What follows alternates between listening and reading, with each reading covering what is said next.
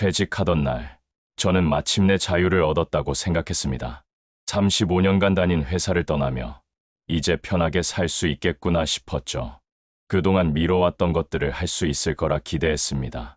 아내와 여행도 가고 손주들도 돌보고 취미 생활도 하면서 행복한 노후를 보낼 수 있을 거라 믿었습니다. 그런데 현실은 제 기대와 정반대였습니다. 퇴직 후 6개월 만에 아내와의 관계는 최악으로 치달았습니다. 매일같이 작은 일로 다투게 되었죠. 아침에 눈을 뜨면서부터 시작된 긴장감은 저녁까지 이어졌습니다. 당신 또 거실에서 뭐 하는 거예요? 신문 좀 치우세요. 발 밑에 있는 게 안 보여요. 같은 말들이 오갔습니다. 그리고 1년 후 아내는 이혼을 요구했습니다. 저는 멍했습니다. 30년을 함께 산 아내가 두 아이를 함께 키운 동반자가 저를 떠나겠다고 했습니다. 왜? 라고 물었을 때 아내가 한 말은 충격적이었습니다. 당신과 하루 종일 함께 있는 게 너무 힘들어요. 이제 나만의 삶을 살고 싶어요. 그 순간 저는 깨달았습니다. 제가 자유를 얻었다고 생각했던 그 순간부터 아내의 자유는 사라지고 있었다는 것을요. 오늘은 여러분께 제 실패담을 들려드리겠습니다. 황혼이혼을 당한 한 남자의 솔직한 고백을 통해 혹시 저와 같은 길을 걷고 계신 분들이 계시다면 조금이라도 도움이 되었으면 합니다. 처음 집에만 있게 되었을 때 저는 제가 무엇을 잘못하고 있는지 전혀 몰랐습니다. 오히려 아내가 예민해졌다고 생각했죠. 내가 뭘 그렇게 잘못했다고 저렇게 화를 내나 싶었습니다. 회사에서는 부장까지 했던 사람인데 집에서 신문 보고 TV 보는 게 뭐가 문제란 말입니까? 그런데 아내의 입장은 달랐습니다. 나중에 알게 된 사실이지만 아내는 제가 회사 다니는 동안 자신만의 생활 리듬을 만들어 왔습니다. 아침 8시에 제가 출근하고 나면 집안일을 하고 친구들을 만나고 자원봉사도 하고 문화센터에서 취미활동도 했습니다. 오후 6시쯤이면 저녁 준비를 시작하고 7시에 제가 돌아오면 하루가 마무리되는 패턴이었죠. 그런데 제가 퇴직하면서 이 모든 게 무너졌습니다. 아침 8시에도 제가 집에 있고 9시에도 10시에도 거실 소파에 앉아 있었습니다. 아내가 청소하려고 해도 제가 자리를 차지하고 있었고 친구들과 약속을 잡으려 해도 오늘 점심은 뭐 먹지? 라고 물어보는 저 때문에 눈치가 보였다고 합니다. 문화센터에 가려고 하면 어디 가? 라고 물었고 늦게 들어오면 왜 이제 와? 라고 했습니다. 지금 생각해보면 제가 아내의 모든 공간을 침범했던 겁니다. 아내에게 집은 단순히 생활 공간이 아니라 자신의 영역이자 안식처였는데 저는 그곳에 하루 24시간 존재하는 불청객이 되어버린 것이죠. 회사에서는 제 자리가 있었지만 집에서는 제 자리를 찾지 못한 채 아내의 자리만 빼앗고 있었습니다. 갈등은 사소한 것에서 시작되었습니다. 어느 날 아침, 저는 평소처럼 식탁에 앉아 아내가 차려준 아침을 먹고 있었습니다. 그런데 국이 조금 짰습니다. 오늘 국 좀 짜네. 별 생각 없이 한 말이었습니다. 회사 다닐 때도 가끔 했던 말이었으니까요. 그런데 아내의 반응이 달랐습니다. 그럼 당신이 해 드세요. 아내가 쌀쌀하게 말했습니다. 저는 당황했습니다. 아니, 그냥 한마디 했을 뿐인데 왜 그래? 아내는 식탁을 정리하며 말했습니다. 당신 아침부터 지적만 하시네요. 저는 억울했습니다. 지적한 게 아니라 그냥 사실을 말한 것뿐이었으니까요. 하지만 아내에게는 그게 지적으로 들렸던 겁니다. 회사에서는 부하 직원들에게 피드백을 주는 게 제 역할이었습니다. 이건 이렇게 하면 더 좋을 것 같은데 여기는 좀 부족한 것 같아. 같은 말들이 자연스러웠죠. 그런데 저는 그 방식을 그대로 집에 가져왔던 겁니다. 매일매일이 그런 식이었습니다. 설거지할 때 물 좀 아껴. 청소는 왜 이렇게 해? 저녁은 왜 또 된장찌개야? 지금 돌이켜보면 정말 끔찍합니다. 30년 동안 혼자서 집안일을 도맡아 해온 아내에게 갑자기 나타난 관리자가 일일이 평가를 하고 있었으니까요. 아내는 더 이상 자기 집에서 편안함을 느낄 수 없었을 겁니다. 가장 큰 문제는 제가 아무것도 하지 않으면서 모든 것에 대해 의견을 냈다는 점입니다. 어느 날 아내가 폭발했습니다. 당신은 손가락 하나 까딱 안 하면서 왜 그렇게 할 말이 많아요? 저는 반박했습니다. 내가 35년 동안 돈 벌어왔잖아. 이제 좀 쉬면 안 돼. 그 말을 하고 나서 아내의 표정을 평생 잊을 수 없습니다. 아내는 차갑게 웃으며 말했습니다. 그래요. 당신은 35년 동안 돈 벌어왔죠. 그런데 저는 35년 동안 뭘 했을까요? 놀았나요? 그제야 저는 입을 다물었습니다. 아내도 35년 동안 쉬지 않고 일해왔다는 사실을 그 순간에야 깨달았으니까요. 아내는 아이들을 키우고 집안일을 하고 시부모님을 모시고 저희 뒷바라지를 했습니다. 저는 회사에서 퇴직을 했지만 아내는 한 번도 퇴직할 수 없었습니다. 오히려 제가 집에 있게 되면서 일이 더 늘어났죠. 아침, 점심, 저녁을 매일 세 끼 다 챙겨야 했고 하루 종일 저 때문에 집안이 어질러졌고 빨래도 늘었습니다. 그런데 저는 그걸 당연하게 여겼습니다. 회사 다닐 때도 그랬으니까요. 아침에 출근하면 셔츠가 다려져 있었고 퇴근하면 저녁이 준비되어 있었습니다. 저는 그게 자동으로 되는 줄 알았습니다. 아니, 솔직히 말하면 생각조차 하지 않았습니다. 그저 제 몫을 다하고 있으니 아내도 자기 몫을 하는 거라고 생각했죠. 아내와의 대화도 점점 사라졌습니다. 아니, 정확히 말하면 대화는 있었지만 소통은 없었습니다. 저는 하루 종일 TV 뉴스를 보고 신문을 읽고 유튜브를 봤습니다. 그리고 저녁 식사 때 아내에게 쏟아냈습니다. 오늘 뉴스 봤어. 요즘 정치가 말이 아니야. 이 사람들은 도대체 뭘 하는 거야? 경제가 이 모양 이 꼴이니. 아내는 처음에는 듣는 척했습니다. 하지만 매일 같은 패턴이 반복되자 지쳐갔습니다. 제 이야기는 항상 불평과 비판이었습니다. 세상에 대한, 정치에 대한, 젊은 세대에 대한, 요즘 사람들에 대한 불만이었죠. 그런데 저는 단 한 번도 아내에게 오늘 하루 어땠어? 무슨 일 있었어? 요즘 뭐 하고 싶은 거 없어? 같은 질문을 하지 않았습니다. 어느 날 저녁, 제가 또 뉴스 이야기를 늘어놓고 있을 때 아내가 기어들었습니다. 저 오늘 옛날 친구 만났어요.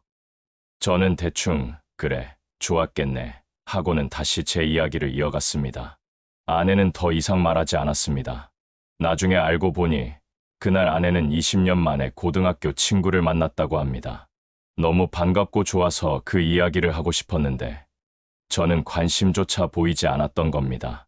회사에서는 부하 직원들의 말을 경청하는 것이 중요하다고 늘 강조했던 사람이 저였습니다. 그런데 정작 가장 가까운 사람인 아내의 말은 들으려 하지 않았습니다. 제 이야기만 중요했고, 제 생각만 옳았고, 제 감정만 표현할 가치가 있다고 여겼던 것 같습니다.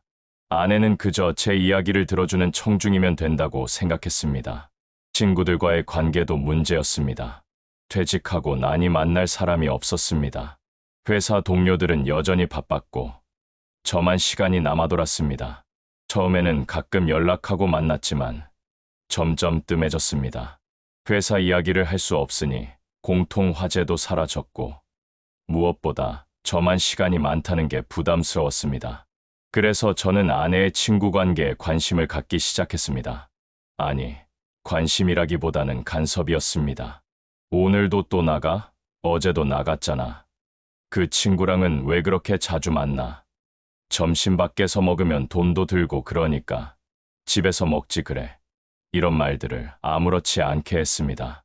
아내의 핸드폰에서 카카오톡 알림이 울리면 누구야? 라고 물었고 아내가 전화 통화를 하면 옆에서 훔쳐들었습니다. 아내가 웃으면서 통화하는 게 싫었습니다. 자기만 즐거운 시간을 보내는 것 같아서요. 나는 이렇게 심심한데 저 사람은 저렇게 즐겁게 웃고 있네라는 생각이 들었습니다. 어느 날 아내가 문화센터 친구들과 하루 여행을 간다고 했습니다. 저는 발끈했습니다. 나는 매일 집에 있는데 당신만 놀러 다니면 어떡해? 아내는 한숨을 쉬며 말했습니다. 당신도 친구들 만나고 취미 생활하면 되잖아요. 하지만 저는 그럴 수 없었습니다. 친구도 없었고 취미도 없었고 회사 말고는 아무것도 없었으니까요. 결국 아내는 그 여행을 취소했습니다. 저는 그때 승리감 같은 걸 느꼈습니다. 하지만 지금 생각하면 그날이 시작이었습니다. 아내가 저를 진심으로 미워하기 시작한 날 말입니다. 시간이 갈수록 저는 아내에게 더 많은 것을 요구했습니다. 심심하니까 아내가 옆에 있어 주길 바랐습니다. TV를 볼 때도, 신문을 볼 때도, 그냥 아무것도 안 할 때도 아내가 거실에 있어 주길 원했습니다. 아내가 자기 방에 들어가 있으면 불안했습니다. 뭐해? 왜 방에만 있어? 라고 물었습니다. 아내는 점점 지쳐갔습니다. 어느 날 아내가 말했습니다. 당신은 회사에서 퇴직했지만 나한테는 새로운 직장이 생긴 거예요. 그것도 24시간 교대 근무 없는 직장이요. 저는 그 말이 무슨 뜻인지 이해하지 못했습니다. 내가 뭘 그렇게 요구했다고 그래. 그냥 같이 있자는 건데. 하지만 같이 있다는 것의 의미가 우리에게는 달랐습니다. 저에게는 외로움을 달래는 방법이었지만 아내에게는 감시당하고 통제받는 시간이었습니다. 저는 아내와 함께 있고 싶었던 게 아니라 아내가 제 곁을 떠나지 못하게 붙잡고 싶었던 겁니다. 제 외로움과 불안을 아내에게 떠넘기고 있었던 거죠. 그러던 어느 날 아내가 갑자기 파트타임 일자리를 구했습니다. 동네 도서관에서 하루 4시간 일하는 자리였습니다. 저는 화가 났습니다. 우리가 돈이 없어서 그래. 나이 들어서 왜 일을 하려고 해? 아내는 조용히 말했습니다. 돈 때문이 아니에요. 제가 숨 쉴 공간이 필요해서예요. 그 말에 저는 더 화가 났습니다. 내가 숨을 못 쉬게 해? 내가 뭘 어떻게 했는데? 하지만 아내는 더 이상 설명하지 않았습니다. 그리고 다음 주부터 도서관에 나가기 시작했습니다. 집에 혼자 남겨진 저는 처음으로 아내 없이 시간을 보내야 했습니다. 그게 얼마나 길고 지루한 시간인지 그제야 알게 되었습니다. 아내가 일을 시작하고 나서 집안 분위기는 더 악화되었습니다. 아내가 일하러 나가면 저는 혼자 점심을 해결해야 했습니다. 처음에는 라면을 끓여 먹었습니다.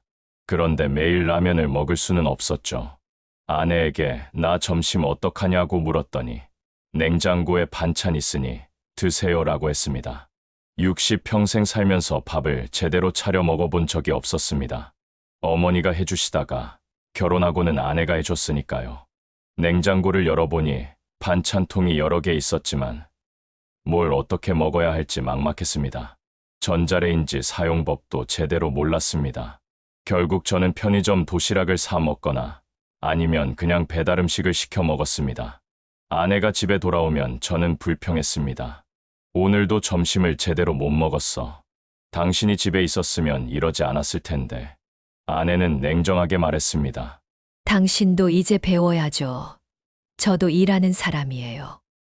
저는 이해할 수 없었습니다. 아내가 왜 갑자기 이렇게 변했는지 말입니다. 사실은 아내가 변한 게 아니었습니다. 아내는 그동안 계속 참아왔던 겁니다. 35년 동안 자기 자신을 접어두고 아내로서, 엄마로서, 며느리로서의 역할만 해왔던 거죠. 그리고 이제 아이들도 다 키웠고 시부모님도 돌아가시고 아내는 자기 자신으로 살고 싶어졌던 겁니다. 하지만 저는 그걸 이해하지 못했습니다. 아니, 이해하려고 하지 않았습니다. 제게는 아내가 변한 것처럼 보였고 제게 반항하는 것처럼 느껴졌습니다. 나이 들어서 무슨 자아 찾기냐며 비웃기까지 했습니다. 지금 생각하면 정말 부끄럽고 후회스럽습니다. 결정타는 제가 아내의 물건들을 마음대로 정리하면서 찾아왔습니다. 심심했던 어느 날, 저는 집안 정리를 하겠다고 나섰습니다. 아내 몰래 아내의 옷장과 서랍을 정리했죠. 이건 낡았으니까 버려야지. 이건 언제 입었던 건데 아직도 있어. 하면서 멋대로 판단해서 큰 쓰레기 봉투 2개를 채웠습니다. 아내가 퇴근해서 그 모습을 봤을 때 처음으로 아내가 제 앞에서 소리를 질렀습니다. 이게 뭐 하는 짓이에요? 누가 이러래요? 저는 당황했습니다. 좋은 일 했다고 화를 내. 집안이 얼마나 깔끔해졌는데. 아내는 쓰레기 봉투를 뒤지기 시작했습니다. 그리고 낡은 티셔츠 하나를 꺼내며 울먹였습니다. 이거 아들이 처음 태어났을 때 입혔던 거예요. 이건 딸이 처음 엄마한테 용돈으로 사준 스카프고요. 아내는 하나하나 꺼내며 추억을 설명했습니다. 저에게는 그냥 낡은 옷가지였지만 아내에게는 각각의 이야기와 의미가 담긴 소중한 물건들이었던 겁니다. 저는 처음으로 아내가 우는 모습을 봤습니다. 결혼 35년 만에 처음이었습니다. 아내는 바닥에 주저앉아 울면서 말했습니다. 당신은 제 삶에서 아무것도 남겨두지 않으려고 하네요. 제 친구들도, 제 시간도, 제 공간도, 이제는 제 추억까지. 그 순간 저는 제가 무슨 짓을 해왔는지 깨닫기 시작했습니다. 하지만 그때는 이미 너무 늦었습니다. 아내의 마음에는 이미 금이 가 있었고 그 금은 점점 커져서 결국 산산조각이 나버렸습니다. 그날 이후 아내는 저와 대화를 거의 하지 않았습니다. 아내가 이혼을 꺼낸 것은 그로부터 석 달 후였습니다. 어느 일요일 저녁 아내가 거실로 저를 불렀습니다. 표정이 심각했습니다. 우리 이야기 좀 합시다. 저는 또 무슨 잔소리를 들을까 싶어 시큰둥하게 앉았습니다. 이혼하고 싶어요. 아내의 첫 마디였습니다. 저는 귀를 의심했습니다. 뭐라고? 이혼하자고요. 더 이상 당신과 함께 살 수 없어요. 아내의 목소리는 떨리지 않았습니다. 오히려 너무 차분해서 더 무서웠습니다. 이미 오랫동안 생각해온 결정이라는 게 느껴졌습니다. 저는 화가 났습니다. 30년을 같이 살았는데 지금 무슨 소리야? 애들은 어떡하고? 아내는 조용히 말했습니다. 애들은 다 컸어요. 이제 우리 인생이에요. 저는 남은 인생을 당신과 함께 보낼 수 없어요. 저는 이해할 수 없었습니다. 내가 뭘 그렇게 잘못했다고. 때린 것도 아니고 바람핀 것도 아니고 술 먹고 행패 부린 것도 아니잖아. 아내는 한숨을 쉬었습니다. 맞아요. 당신은 큰 잘못은 안 했어요. 그런데 그게 문제예요. 당신은 잘못한 게 없다고 생각하니까 제가 왜 힘든지 이해하려고 하지도 않잖아요. 그리고 아내는 차근차근 말하기 시작했습니다. 당신이 퇴직하고 나서 1년 동안 저는 제 자신을 잃어갔어요. 제 친구도 못 만나고, 제 시간도 못 갖고, 제 생각도 못 하고, 오직 당신 눈치만 보면서 살았어요. 당신은 자유를 얻었다고 했지만, 저는 감옥에 갇힌 기분이었어요. 그것도 아무런 죄도 짓지 않았는데 말이에요. 저는 반박하려 했지만 아내는 손을 들어 제지했습니다. 제 말 끝까지 들어주세요. 이번 한 번만이라도요. 아내는 계속 말했습니다. 처음에는 제가 참으면 된다고 생각했어요. 당신이 퇴직 후에 적응하는 시간이 필요하다고, 조금만 지나면 나아질 거라고 믿었어요. 그런데 시간이 갈수록 더 심해졌어요. 당신은 저를 사람으로 보지 않았어요. 그냥 당신을 돌보는 존재, 당신의 외로움을 채워주는 도구로만 봤어요. 제가 힘들다고 말하면 예민하다고 했고, 제가 나가고 싶다고 하면 이기적이다고 했어요. 제 감정은 중요하지 않았어요. 오직 당신의 감정만 중요했죠. 아내의 말을 듣는데 가슴이 답답했습니다. 화가 나면서도 한편으로는 뭔가 찔리는 게 있었습니다. 그래도 이혼까지는 제가 말을 꺼내려는데 아내가 끊었습니다. 당신은 제가 왜 도서관 일을 시작했는지 아세요? 돈 때문이 아니에요. 당신한테서 벗어나고 싶어서예요. 하루에 4시간이라도 제가 숨 쉴 수 있는 시간이 필요했어요. 그런데 당신은 그것조차 못마땅해 했죠.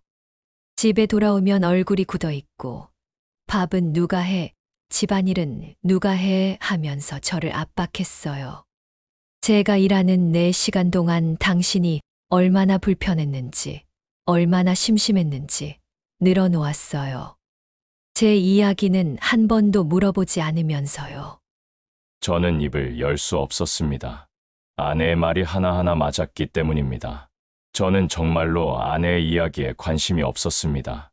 아내가 도서관에서 무슨 일을 하는지, 어떤 사람들을 만나는지, 재미있는 일은 없었는지 단 한 번도 물어본 적이 없었습니다. 아내는 가방에서 서류 한 장을 꺼냈습니다. 이혼 합의서였습니다. 변호사와 상담도 받았어요. 재산은 반씩 나누면 돼요. 집은 당신이 가지세요. 저는 작은 아파트 하나 얻어서 살 거예요. 아내는 이미 모든 것을 준비해 놓은 상태였습니다. 그제야 저는 상황이 심각하다는 걸 깨달았습니다.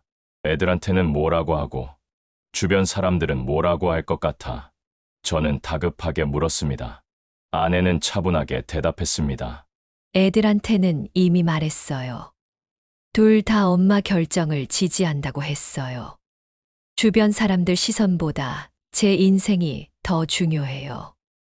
이제 남은 20년, 30년을 제 방식대로 살고 싶어요. 그날 밤 저는 잠을 이룰 수 없었습니다. 30년 인생의 동반자가 떠나겠다고 합니다. 아이들도 엄마 편을 들었습니다. 저는 무엇이 잘못된 건지, 어디서부터 꼬인 건지 밤새도록 생각했습니다. 그리고 깨달았습니다. 문제는 제가 퇴직한 순간부터가 아니라 훨씬 전부터 시작되었다는 것을요. 결혼 생활 내내 저는 아내를 당연하게 여겼습니다. 아내의 헌신을, 희생을, 사랑을 당연한 것으로 받아들였습니다. 남편이 돈 벌어오면 아내가 집안일 하는 게 당연하지. 내가 피곤하니까 아내가 배려해 주는 게 당연하지. 이렇게 생각했습니다. 아내도 사람이고, 감정이 있고, 꿈이 있고, 자기만의 삶을 살고 싶어 한다는 사실을 잊고 살았습니다. 퇴직 후에는 더 심해졌습니다. 아내의 모든 것을 통제하려 했고, 아내의 삶을 제 외로움을 채우는 도구로 삼았습니다.